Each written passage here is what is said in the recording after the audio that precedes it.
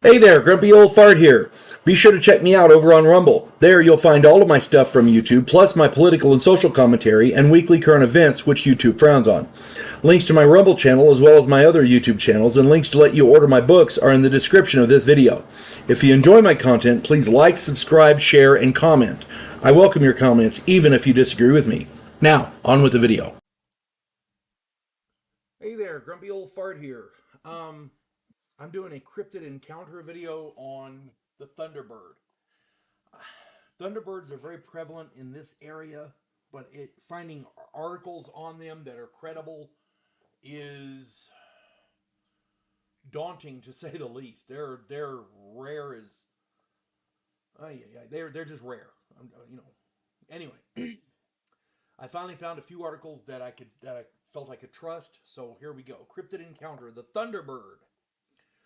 Petroglyphs have been discovered all over North America depicting giant birds. Native American folklore and mythology talk about a powerful being who looked like a giant eagle or a giant hawk. It spit lightning bolts and summoned storms and lived beyond the wind. That's my understanding of the Thunderbird. From time to time, people report seeing giant birds flying around. These are generally seen in the Southwest, but cryptids like Mothman in West Virginia and the Jersey Devil in New Jersey and Pennsylvania have also been reported. In California, they discovered a giant bird called a condor, California condor. These are absolutely huge winged birds, feather with feathers and like that. They're not reptiles, and they're absolutely awe-inspiring to watch. They're beautiful creatures. A lot of people think that this was the impetus for the Thunderbird. I don't know. I've lived in New Mexico most of my life, and I've never seen one this far east. That being said, when I was a kid, my older sister was dating a truck driver, and I cannot remember his damn name. But anyway, he drove all over West Texas and New Mexico. This was in the mid 70s, by the way. He told us a story one night about a rash of sightings in the area by truck drivers, law enforcement officers, ranchers, and local military personnel.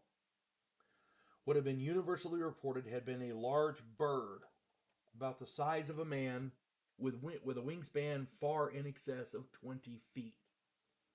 It tried to carry off a few people, as I understand it. Now, I don't know. Excuse me. I don't know if he was just telling tall tales or what, but I seem to recall a news broadcast on local TV about the sightings. Now, for some reason, I can't locate those reports. I've tried, but I was in Clovis, New Mexico, and the local. It was in the mid '70s, and the local news was talking about it. May have been talking about it as a joke. I don't know, but I seem to remember something about it. If somebody can find it, put it in the comments. I'm sure we'd love to read them. But here's something else to consider. In Tombstone, Arizona, in 1890, the Tombstone Epitaph reported that two ranchers had seen a giant winged creature flying in the sky above them. They got help, and the group of 20 or so local men hunted the creature down and killed it. The epitaph reported that it was a winged monster resembling a huge alligator with an extremely elongated tail and an immense pair of wings. The size of the creature was tremendous. It was 92 feet long and had a 9-foot head. To me, this sounds a lot like some kind of dinosaur. Could there be dinosaurs flying around the Southwest and around New Mexico and Arizona and like that? Who knows? The coelacanth was thought extinct for 65 million years until someone reported catching one in the 70s. They got a picture of it. Turns out the locals knew all about them. They've been catching them and eating them for years, but they didn't know it was supposed to be extinct. You see what I'm saying? Anthropologists thought it had been extinct for 65 million years. My contention here is maybe there's locals that have been seeing these things and calling them thunderbirds, but they didn't realize that these things are supposed to be extinct. You know, I don't know. I'm not saying this is definitively it. I'm just saying this is what I found about the Thunderbird. There's not a lot of information about it. It's one of the more prevalent myths and cryptids in this area that I live in, but there's hardly anything written about it. It's crazy. I would imagine if you went and talked to some locals in some of the pueblos, you could hear all kinds of stuff. But you can find all kinds of stuff. But again, that's technically hearsay. I not that we don't believe them, but it's not documented, so I don't know what to tell you.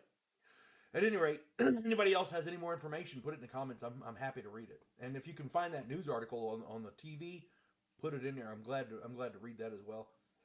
One part about the tombstone epitaph thing. There's all kinds of pictures floating around the internet of dinosaurs with cowboys, dead dinosaurs being held up by with wings like pterodactyls and like that, with cowboys. Most of those have been reported to be fakes.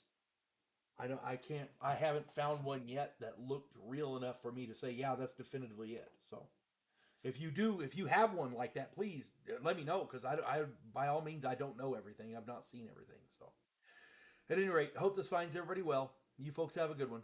God bless one and all. Clarissa Lowe, a historian from the future. Delmore Kane, a Civil War veteran turned outlaw. This oddball pairing faces a conspiracy of epic proportions spanning the centuries. If you like action and adventure westerns with a splash of science fiction and fantasy, check out my book series Drifters and their ongoing adventures. Be sure to like, share, subscribe, and comment.